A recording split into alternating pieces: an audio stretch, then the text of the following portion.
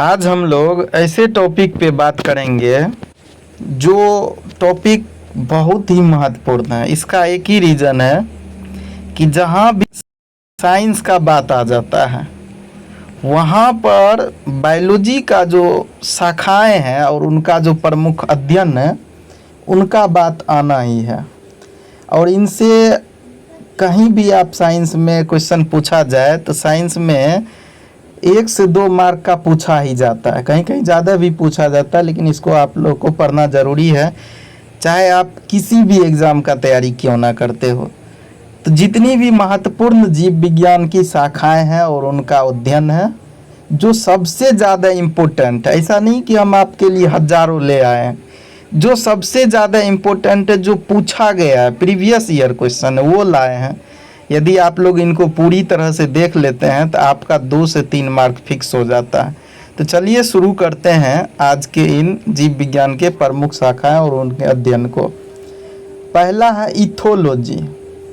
Ethology जो है वो मनुष्य सहित सभी जंतुओं के व्यवहार का अध्ययन इस इथोलॉजी में किया जाता है। मनुष्य सहित सभी जंतुओं के व्यवहार का अध्ययन इथोलॉजी में होता है। याद रखेंगे, इथोलॉजी यानी मनुष्य सहित सभी जंतुओं के व्यवहार का अध्ययन। नेक्स्ट है ऑर्निथोलॉजी। ऑर्निथोलॉजी जो होता है उसमें पक्षियों का अध्ययन होता है। किसका होता है? पक्षियों का अध्ययन होता है। आप लोग पूरा वीडियो को देखिए, हम बहुत कम ही लाए हैं लेकिन ये सब सटीक है, पूछा जाता है। ऑर्निथोलॉजी जो है पक्षियों का अध्ययन होता है और पक्षियों के अध्ययन को क्या कहते हैं? ऑर्निथोलॉजी। अब देखिए इक्थियोलॉजी। इक्थियोलॉजी जो कहते हैं इनमें मछलियों का अध्ययन किया जाता है। किसका? मछलियों का अध्ययन जो होता है वो इक्थियोलॉजी में होता है। तो जब मछलियों की अध्ययन की बात आएगी तो इक्थियोलॉजी। एंटोमोलॉजी। एंटोमोलॉजी में कीटों का अध्ययन किया जाता है। किसका? कीटों का अध्ययन एंटोमोलॉजी में होता है। फिर से एक बार देखते हैं, जो इथोलॉजी बोले थे याद रखेंगे, मनुष्य सहित सभी जंतुओं का अध्ययन। इथोलॉजी मनुष्य सहित सभी जंतुओं का अध्ययन, ऑर्निथोलॉजी पक्षियों का अध्ययन, इक्थियोलॉजी मछलियों का अध्ययन और एंटोमोलॉजी कीटों का अध्ययन। अब आगे देखते हैं हर्पेटोलॉजी। हर्पेटोलॉजी में जो होता है सरीसृप एवं उभयचरों का अध्ययन होता है। किसका होता है? सरीसृप एवं उभयचरों का अध्ययन हर्पेटोलॉजी में होता है। याद रखेंगे, हर्पेटोलॉजी सरीसृप एवं उभयचरों का अध्ययन। मेमोलॉजी। मेमोलॉजी में स्तनधारी जीवों का अध्ययन किया जाता है। स्तनधारी जो अपने बच्चे को जन्म देने के बाद दूध पिलाती है वो ये स्तनधारी है। तो स्तनधारी जीवों का अध्ययन मेमोलॉजी। किसमें? मेमोलॉजी में। अगर बात करें हम लोग कवकों का अध्ययन तो फाइकोलॉजी में किया जाता है। किसमें? फाइकोलॉजी में, यानी जो फंगी है, फंगी का जो अध्ययन किया जाता है वो फाइकोलॉजी में किया जाता है।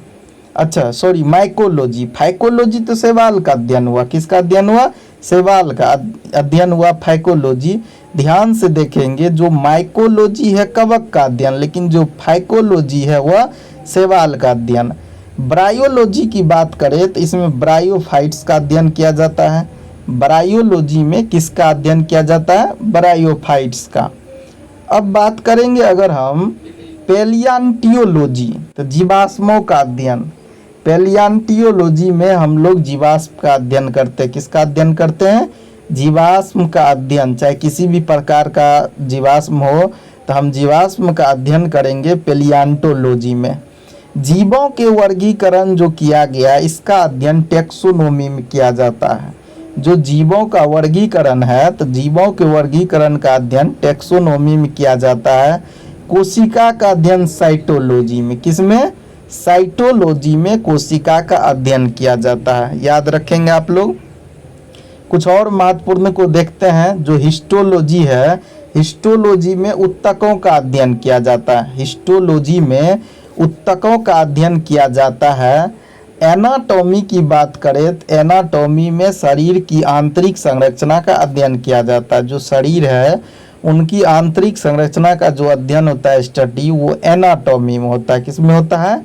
एनाटॉमी में होता है। अगर मार्फोलॉजी की बात करें तो उसमें बाह्य संरचना का अध्ययन होता है। किसमें?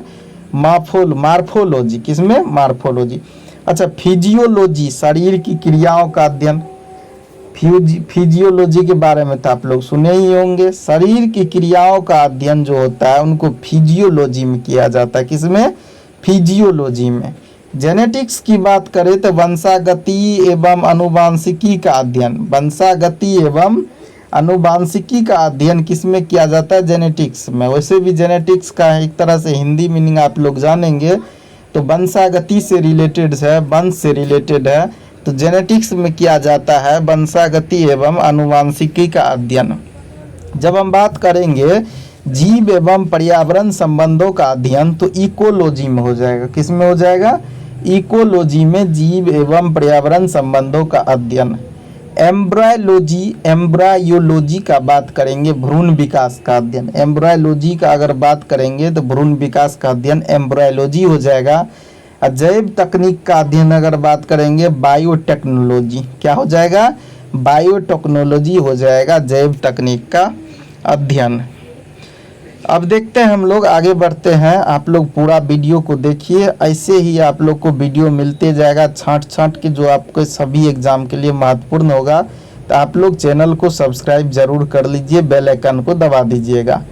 जो अगर माइक्रो बायोलॉजी की बात करें तो माइक्रो का हिंदी मीनिंग ही होता है सूक्ष्म। क्या होता है? सूक्ष्म मतलब बहुत छोटा। तो अगर सूक्ष्म जीवों का अध्ययन का बात आ जाए तो किस में किया जाएगा? माइक्रोबायोलॉजी में। किस में? माइक्रोबायोलॉजी में। अब वायरोलॉजी की अगर बात किया जाए तो देखिए वायरस का जो अध्ययन किया जाता है ना वो वायरोलॉजी में किया जाता है। तो इससे आप लोग इंग्लिश मीनिंग से भी यह याद रखेंगे, वी से वायरस, वी से वायरोलॉजी, वी से वायरस, वी से वायरोलॉजी। तो वायरोलॉजी में विषाणुओं का अध्ययन किया जाता है, यानी वायरस का अध्ययन किया जाता है। अब देखिए बैक्टीरियोलॉजी, अब बैक्टीरिया का अध्ययन कितना आसान है ये। बैक्टीरियोलॉजी में बैक्टीरिया का अध्ययन किया जाता है। बैक्टीरियोलॉजी में बैक्टीरिया का हम लोग अध्ययन करते हैं। परजीवी विज्ञान में परजीवियों का अध्ययन करते हैं। परजीवी विज्ञान में परजीवियों का अध्ययन करते हैं। नेक्स्ट देखते हैं, जो रक्त सीरम का अध्ययन है ना वो सेरोलॉजी में किया जाता है। किस में किया जाता है? सेरोलॉजी में किया जाता है रक्त सीरम का अध्ययन। अच्छा, रक्त सीरम अलग है और रक्त अलग है। तो रक्त का अध्ययन अगर हम बात करें तो वो हेमेटोलॉजी हो जाएगा। किस में हो जाएगा? हेमेटोलॉजी। हेमेटोलॉजी में रक्त का अध्ययन आ जाएगा। जो महत्वपूर्ण है देखिए, सभी महत्वपूर्ण दिया गया है। वृक्ष का अध्ययन PYQ है, पूछा गया है। डेड्रोलॉजी किस में करते हैं हम लोग? वृक्ष के अध्ययन की बात डेड्रोलॉजी में करते हैं। किस में करते हैं? डेड्रोलॉजी। अच्छा, फलों का अध्ययन ये भी पूछा गया है, ये भी PYQ है। तो फलों की अध्ययन की बात करें तो पोमोलॉजी। किस में? पोमोलॉजी। फलों का अध्ययन किस में होता है? पोमोलॉजी में फलों का अध्ययन होता है। एग्रीकल्चर आप लोग को पता है, कृषि का अध्ययन एग्रीकल्चर है और बागवानी का अध्ययन हॉर्टिकल्चर है। बागवानी का अध्ययन क्या हो जाएगा? हॉर्टिकल्चर। अगर हम इन शाखाओं की बात करें, जीव विज्ञान की जो प्रमुख शाखाएं उनका अध्ययन, इनसे 2 से 3 मार्क का पूछा जाता है। इनको हम लोग एक बार थोड़ा फास्ट में दोहरा लेते हैं क्योंकि इनको थोड़ा आप लोग को रटना हो सकता है, रटना भी पड़ जाए, याद तो रखना पड़ेगा। जो इथोलॉजी है, मनुष्य सहित सभी जंतुओं के व्यवहार का अध्ययन होता है। इथोलॉजी में मनुष्य सहित सभी जंतुओं के व्यवहार का अध्ययन होता है। एक बार दोहरा लेते हैं हम लोग, याद हो जाएगा आप लोग को। ऑर्निथोजोलॉजी है, उसमें पक्षियों का अध्ययन होता है। किसका? पक्षियों का अध्ययन, फलों का अध्ययन, मछलियों का अध्ययन, कीटों का अध्ययन, इन सबको विशेष करके याद रखेंगे। तो जो पक्षियों का अध्ययन है ऑर्निथोलॉजी। इक्थियोलॉजी बात करेंगे, मछलियों का अध्ययन। इक्थियोलॉजी मछलियों का अध्ययन। एंटोमोलॉजी कीटों का अध्ययन। जो एंट मिस वैसे कीट ही होता है, तो एंट मिस चीटी जो होता है, तो एंटोमोलॉजी कीटों का अध्ययन। हर्पेटोलॉजी सरीसृप एवं उभयचर का अध्ययन। मेमोलॉजी स्तनधारी जीवों का अध्ययन। अगर माइकोलॉजी की बात करें तो माइकोलॉजी में आ जाएगा कवक यानी फंगी का अध्ययन। तभी हम फाइकोलॉजी बोल रहे थे, लेकिन फाइकोलॉजी में शैवाल का अध्ययन। उल्टा पुल्टा नहीं करेंगे, याद रखना है। फाइकोलॉजी जो हो जाएगा उसमें शैवाल का अध्ययन हो जाएगा, माइकोलॉजी में कवक का अध्ययन हो जाएगा। वहीं ब्रायोलॉजी में ब्रायोफाइट्स का अध्ययन, किसका? ब्रायोफाइट्स का अध्ययन। पैलियांटोलॉजी में जीवाश्मों का अध्ययन, किसका? जीवाश्म का अध्ययन। अब आगे देखते हैं, टेक्सोनोमी में जीवों के वर्गीकरण का अध्ययन होता है। साइटोलॉजी में कोशिका का अध्ययन। हिस्टोलॉजी में उत्तकों का अध्ययन। देखिए उत्तक के अध्ययन को विशेष तौर पर याद रखेंगे, ये भी PYQ है, पूछा गया क्वेश्चन है। एनाटॉमी, एनाटॉमी शरीर के आंतरिक संरचना का अध्ययन। मार्फोलॉजी बाह्य संरचना का अध्ययन। मार्फोलॉजी क्या है? बाह्य संरचना का अध्ययन है। फिजियोलॉजी में शरीर की क्रियाओं का अध्ययन होता है। जेनेटिक्स में आप लोग को पता है वंशागति यानी आनुवंशिकी का अध्ययन।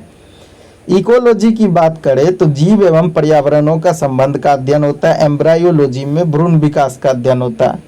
बायोटेक्नोलॉजी में जैव तकनीकी के अध्ययन का बात होता है, ये तो पता ही होगा। जो बायोटेक्नोलॉजी है इसमें जैव तकनीकी का अध्ययन होता है।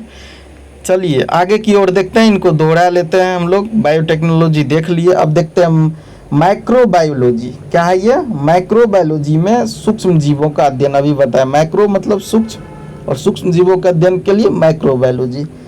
वायरोलॉजी में विषाणुओं का अध्ययन, विषय वायरस, विषय वायरोलॉजी। बैक्टीरियोलॉजी में बैक्टीरिया का अध्ययन हम लोग देखेंगे।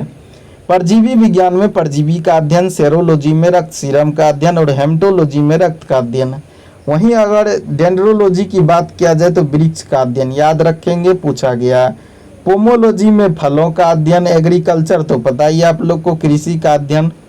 अगर बात करें हॉर्टिकल्चर की तो बागवानी का अध्ययन।